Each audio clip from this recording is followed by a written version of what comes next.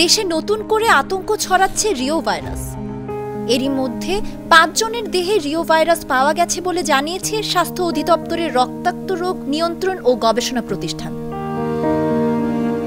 তারা আরও জানিয়েছেন, সংক্রমিতদের কারো অবস্থাই গুরুতর ছিল না, সবাই সুস্থ হয়ে বাড়ি গেছেন। আইইডিসিআর সূত্রে জানা গেছে, সম্প্রতি নিপা ভাইরাসের উপসর্গ নিয়ে আসা ৪৮ জনের নমুনা সংগ্রহ করা হয়। পরীক্ষায় রিও ভাইরাসে আক্রান্ত নিশ্চিত হয়। এরপর থেকে মিডিয়ায় রিও ভাইরাস নিয়ে ব্যাপক আলোচনা হচ্ছে। রিও ভাইরাস একটি RNA virus. Reovirus Reoviridae গ্রুপের ভাইরাস। এই ভাইরাস গোত্রের মধ্যে পরিচিত একটি ভাইরাস হলো রোটা ভাইরাস। একে আমরা সবাই চিনি। রোটা ভাইরাস শিশুদের ডায়রিয়ার অন্যতম কারণ। রোটা ভাইরাসের মতোই একটি ভাইরাস হলো রিও ভাইরাস। রিও ভাইরাসে সাধারণত শিশুরাই বেশি আক্রান্ত হয়, এছাড়া বয়স্করাও আক্রান্ত হতে পারে।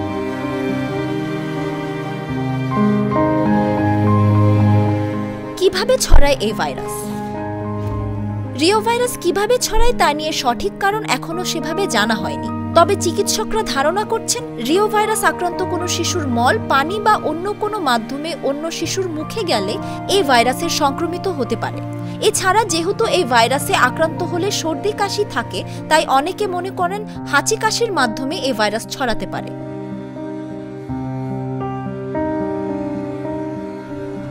সংক্রমিতদের শরীরে কি কি লক্ষণ দেখা দেয়?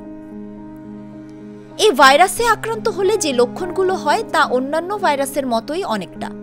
এই ভাইরাসে আক্রান্ত হলে জ্বর, সর্দি, কাশি, গলা ব্যথা, মাথা ব্যথা, শরীর ব্যথা, অবসাদগ্রস্ততা হতে পারে।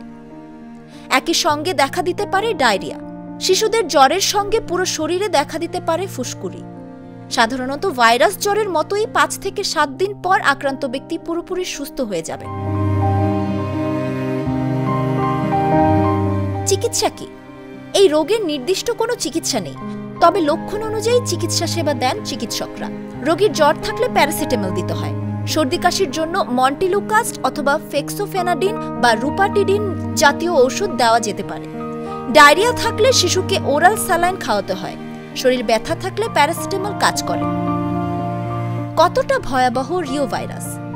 রিও ভাইরাস কিন্তু এতটাও ভয়াবহ নয়। কিছু কিছু ক্ষেত্রে এই ভাইরাসে আক্রান্ত হলে নিউমোনিয়া দেখা দিতে পারে।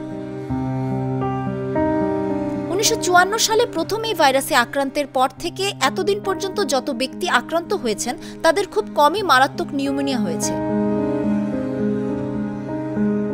খুব অল্প সংখ্যক ব্যক্তির মস্তিষ্কের প্রদাহ, এটাকে চিকিৎসা বিজ্ঞানের ভাষায় এনকেফেলাইটিস বলা হয়, ও মস্তিষ্কের পর্দার প্রদাহ, যেটাকে মেনিনজাইটিস বলা হয়, তা হতে পারে। তবে তা খুবই কম।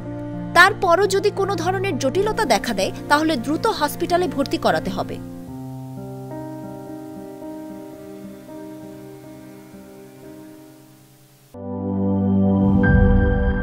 Cheer up! চলো পুরাই খুশি নতুনের সাথে তুলে নিয়ে হাতে। Cheer up, oh oh, cheer up, oh oh, cheer up.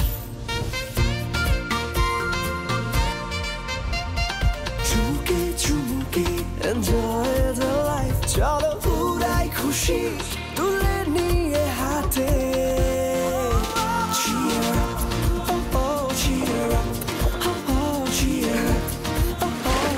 চিল হবে রিফ্রেশিং মুডে। চিয়ার আপ, চলো উড়াই খুশি।